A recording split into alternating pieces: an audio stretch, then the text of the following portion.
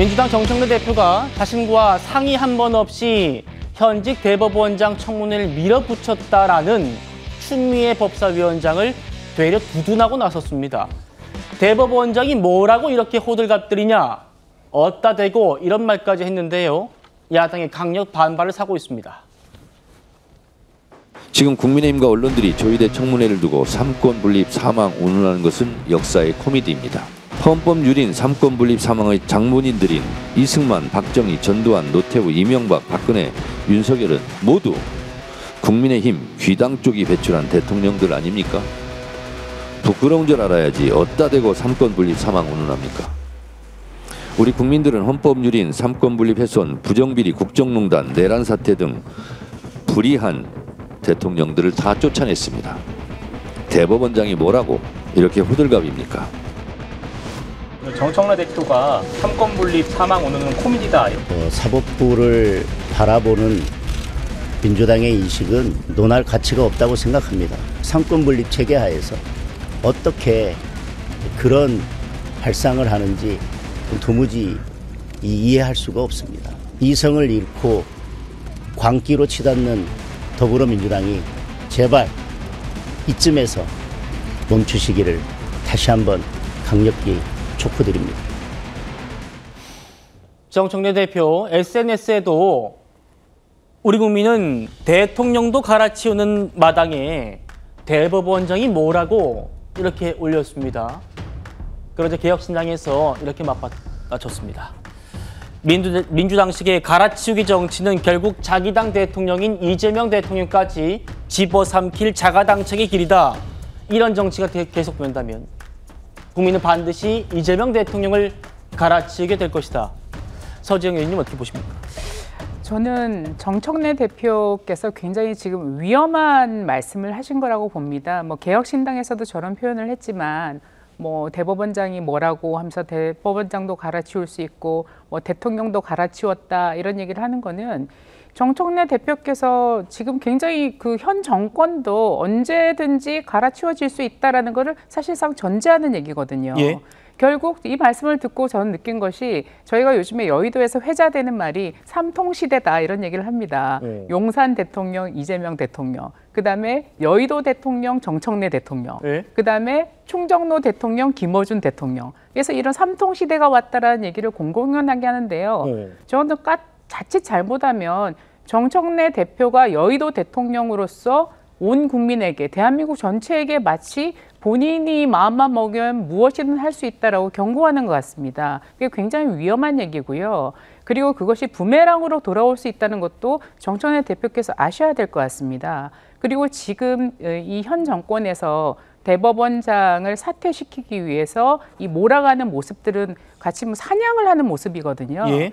특히 그 법사위에서 지금 일어나고 있는 사태들은 정말 민주주의 국가에서 볼 수 없는 모습을 지금 보여주고 있습니다. 그런데 여기에 대해서 민주당 지도부가 전혀 통제가 되지 않는 모습을 보여주고 있어요. 어제 법사위에서 그런 긴급 청문회를 의결하는 것을 사실상 민주당 원내대표도 모르셨고 정청래 대표도 사실 몰랐다는 거 아닙니까? 예. 그건 어제 민주당 원내대변인이 사전에 몰랐다라고 입장을 얘기를 했습니다. 굉장히 심각한 상황이죠. 예. 저는 어떻게 보면 추미애 법사위원장이 지금 굉장히 과속 페달을 밟고 있는 것에 정청래 대표께서 이래서는 안 되는데 내가 더 세게 페달을 밟아야 되는데 오히려 이런 경쟁을 하고 있는 게 아닌가 이런 생각이 들었고요. 지금 법사위의 운영과 민주당 원내 지도부, 민주당 당 지도부는 굉장히 위험한 상황으로 돌진하고 굴러가고 있다. 그래서 좀 자성을 하셔야 되고 자각을 하셔야 될 시기가 왔다. 굉장히 많은 국민들이 이 사태를 위험하게 지켜보고 있다는 말씀을 드리고 싶습니다. 예, 정청래 대표가 자기와 상의 안 한 추미애 법사위원장을 두둔하고 나선 이유가 뭔지 말씀 주셨는데 잠시 뒤에 또 깊이 더 분석해보죠. 성진 부장님. 예. 정청래 대표의 이 대법원이 뭐라고 발언, 심지어 이번이 처음이 아니더라고요.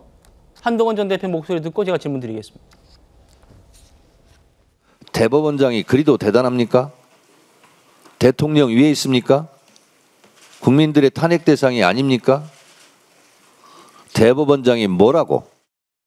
대법원장은 국민의 권리와 의무를 보호하는 사법부를 상징하는 사람입니다. 대법원장은 뭐 맞습니다. 저는 이렇게 경고하고 싶어요. 실패한 계엄이 탄핵 사유잖아요. 실패한 대법원적 숙청도 탄핵 사유입니다. 이렇게 권력이 자기 재판 재개 못하게 대법원장을 끌어내는 게 성공한 나라가 민주주의 국가입니까? 자, 지금 야당이 일제히 성토하고 있습니다. 대법원장이 뭐라고 발언에 대해서 김미애 의원, 사법부 독립을 흔드는 망나니식 칼춤이다. 성일종 국민의힘 의원, 되려 여당 대표가 뭐라고 이렇게 묻고 있습니다. 오만이 하늘을 찌른다 이런 비판까지. 성층 부장님 어떻게 보십니까? 일단 뭐 상권분립 체제죠. 우리는 상권분립 체제라는 건 맞고 사법부의 수장도 입법부의 수장도 행정부의 수반도 누구든 잘못했을 때는 끌어낼 수 있다라는 원칙적인 이야기를 하신 겁니다. 우리 대통령제 국가인 한국에서도 대통령조차도 2명의 대통령이 전직 대통령이 탄핵을 당한 만큼 누구든 잘못을 저지르게 돼 있으면 헌법에 명시되어 있는 것처럼 고위공직자는 헌법과 법률을 위반할 경우 탄핵당할 수 있다라고 되어 있기 때문에 누구든 성형은 없다라는 원칙을 지적하고 있는 겁니다. 그렇기 때문에 지금 사법부가 신뢰가 실추되고 있는 상황 속에서 그리고 여러 가지 문제점을 지적하고 있는 상황 속에서 조희대 대법원장도 이 사법부의 수장으로서 그런 거에 대한 책임감 있는 모습을 갖고 그거에 대해서 답변을 하고 사법개혁을 어떻게 할 것인지 국민들의 신뢰를 어떻게 회복할 것인지 그런 것들에 대해서 소상히 이야기해야 되는 것 아니냐는 그런 책임감 차원에서 지금 질문을 하고 있는 것이고요. 예. 그런 것들을 입법부가 사법부에 대해서 말하는 것 자체가 압박이다라고도 지적들을 하시는데 근데 그렇게 될 경우 사실 삼권 분립에서 삼권은 서로 견제하도록 되어 있습니다. 그리고 입법부와 행정부는 또 다른 기관이 그 견제를 하도록 되어 있죠. 그건 바로 국민입니다. 예. 국민들이 선거를 통해서 입법부, 국회의원 잘못하면 어떻게 합니까? 바꿉니다. 행정부, 대통령이 잘못하면 어떡합니까? 다음 선거 때 바꿔버립니다. 하지만 사법부는 선출된 권력이 아니거든요. 선출된 권력을 선출하지 않는 이유는 중립성과 공정성을 지키기 위해서 안 하는 건데 그렇죠. 다만 그런 사법부가 스스로의 작용을 못할 경우 견제할 수 있는 것은 입법부와 행정부밖에 없습니다. 그렇기 때문에 이렇게 사법부가 자정 능력을 못한다고 판단이 들었기 때문에 입법부의 한 그 축인 민주당에서 사법부 좀 개혁해야 되는 거 아닙니까? 자정해야 되는 거 아닙니까? 라고 지금 지적을 하고 있는 것이기 때문에 이것 자체가 상권 분립을 흔드는다고 말하는 건 말이 안 되고요. 마지막으로 그 한동훈 전 대표는 계속해서 그런 지적을 하거든요. 그러니까 뭐 재판을 중지시키기 위해 대법원장을 몰아내려고 한다. 예. 아니 대법원장 임기는 사실 이재명 대통령 임기 전에 끝납니다. 그렇죠. 그리고 본인이 임명할 수 있어요. 그리고 그 이후에 만약에 한동훈 전 대표의 말하는 음모론에 따르면은 충분히 조희대 대법원장 임기 마친 이후에도 그런 거 할 수 있는 거 아닙니까? 그런 거에 대해서 저는 억지 저런 프레임을 만들어서 공격하는 것도 너무 선을 넘는 공격들이라고 생각합니다.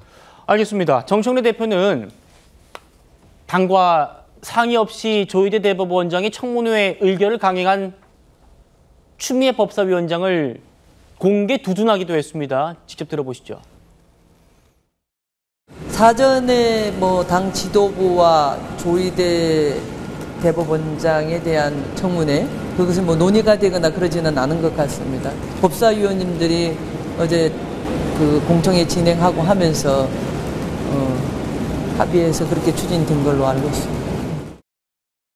많은 언론들에서 마치 당 지도부와 법사위가 이견이 있는 것처럼 갈등이 있는 것처럼 보도했는데 제가 얘기한 것은 일정을 공유하자라는 차원이지 조희대에 대한 공세를 하지 말라든가 늦추자든가 뭐 그런 취지가 아닙니다. 이렇게 언론에서 이간질하고 갈라치기 하는데 꿈 깨시기 바랍니다. 그런 일 없습니다.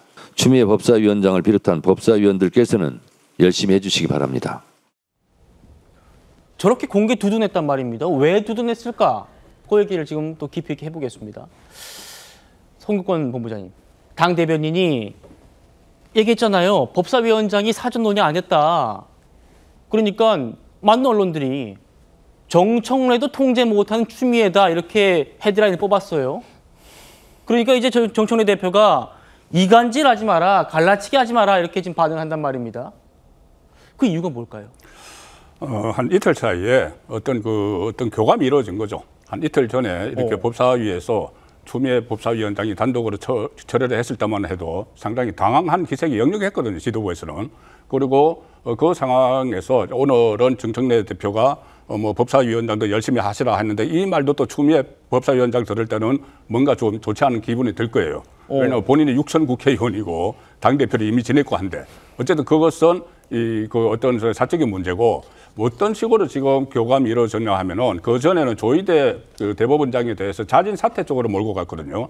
자진 사퇴로 몰고 가기 위해서 대정부 질문에서 지금은 거의 뭐 허위로 판명된 그 녹음 이야기, 어떤 뭐 대법원에 올라오면은 대법원에서 알아서 처리하겠다. 그 이재명 그 대표 시절에 그런 이야기로 해서 사퇴 쪽으로 몰고 갔는데 이거 오히려 저 역풍을 맞았지 않습니까? 역풍을 맞으니까 이제 탄핵 쪽으로 가기 위해서 예. 그 어떤 공감대가 형성이 된 거죠. 추미애 법사위원장하고 정청래 대표 사이에 자진 사퇴는 이제 물 건너갔고 이 탄핵 쪽으로 가려고 하면은 법사위를 다 통해야 되고 이 저 같은 그 뜻이 같아야지 탄핵 쪽으로 몰고 갈 수가 있죠. 민주당에서. 그래서 탄핵 쪽으로 가기 위해서 청문회를 하는 것이고 그것이 이제 빌드업을 하는 것 아니냐 이제 국민의힘에서 그 말이 나오는 것이고 예. 조금 전에 정청래 대표가 아니 우리 대통령도 다 탄핵하는데 대법원장이 뭐라고 이렇게 했잖아요. 예. 그거는 개인의 인식이 아니고 지금 이재명 정부 전체의 인식입니다. 이재명 대통령이 기자회견에서 국가 권력에 서열이 있다는 이야기를 했지 않습니까? 그래서 입법부가 사법부 일에 개입을 할 수가 있다는 것을 딱 정리를 했어요.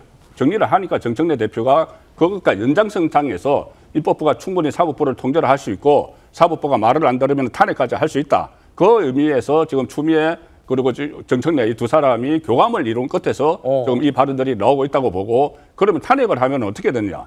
일단 뭐 국회에서 탄핵할 수 있죠. 그래서 통과시키면 현재까지 최소 한 180일까지 6개월 동안 걸리는데 예. 그 사이에 대법원장 권한 대행이 들어옵니다. 권한 대행이 지금 제일 고참인 누구냐면 이홍구 우리법연구회 출신이죠. 이홍구 대법관이 대법원장 권한 대행을 하게 돼요. 그리고 6개월 플러스 몇 개월 더 하게 되면은 그 사이에 윤석열 전 대통령을 비롯한 소위 내란 혐의 피고인들에 대해서 확정 판결까지 다 내릴 수가 있습니다. 대행 체제에서.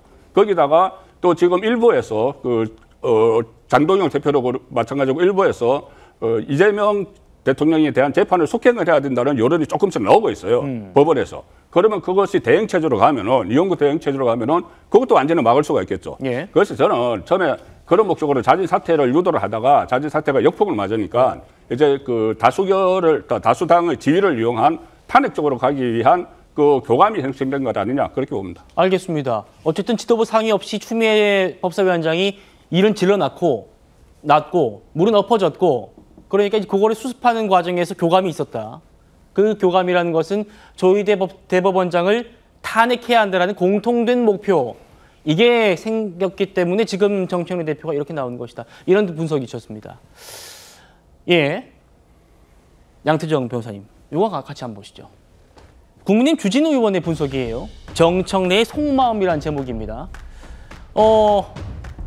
이건 아마 이제 유명한 영화 대사인 것 같습니다. 내가 대통령 쫓아냈고 감옥도 보냈고 다 했어. 너그 서장 어디 있노? 이 얘기죠. 대법원장이 뭐라고 이렇게 얘기하니까 이재명 대통령이 그건 뭐 희대형 말고 나들이라고 한 소리 아니냐. 정청래 대표가 나도 미애 때문에 미치겠다. 개딸 뺏길까 봐 조마조마하다. 물론 상상력 동원한 글입니다. 뭐 제가 좀 성대모사를 잘 못해가지고 전달 잘 못했을 수도 있는데 상상력 동원한 글이라는 걸 다시 한번 말씀드리면서 이 얘기는 우리 서지영 의원님 얘기 말씀과 좀 비슷한 것 같습니다. 정청래 대표가 미애 때문에 나도 미치겠다. 왜냐? 개딸 뺏길까 봐. 이 얘기라고 보십니까?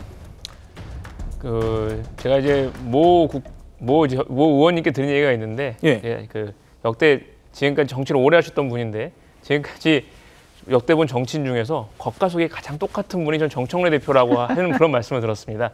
정말 겉과 속이 똑같은 분이라고 저도 이게 정말 이제 뭐 다른 속내가 있는 분이 아니라고 생각을 하고요. 예. 그래서 뭐 사실 뭐 주진우 의원 저 말씀 이제 읽긴 재밌지만 전 이제 정청래 대표의 말을 그냥 어딘 그대로 좀 믿었으면 좋겠습니다. 즉 말 그대로 이제 뭐 마치 무슨 법사위와 무슨 뭐 트러블이 있거나 의원 충돌이 있다는 것이 아니라 실제로 이춘석 법사위원장의 그런 이제 주식 차명 논란이 되자 바로 이춘석 의원을 제명을 하고 그 자리에 앉힌 그러니까 추미애 의원을 법사위원장에 앉힌 사람이 바로 정청래 대표입니다. 그렇기 때문에 사실 불협화음이라기보다는 이제 같은 목적을 향해서 이제 오히려 같은 의도 같은 방향을 갖고 나아가고 있다는 게 맞다고 보이고요. 그렇기 때문에 뭐 불협화음이 있다기보다는 말씀대로 이제 보통 우리가 예상한 것보다 좀 더 빠른 속도로 이제 추미애 위원장께서 진행을 하고 있기 때문에 이제 그거에 대해서 미리 좀 공유가 안 된 점에 대해서는 뭐 권영엽 대변인이나 이제 대표께서도 말씀하신 것처럼 그런 분의 문제인 거지 실제 의도나 속내는 같다 그렇게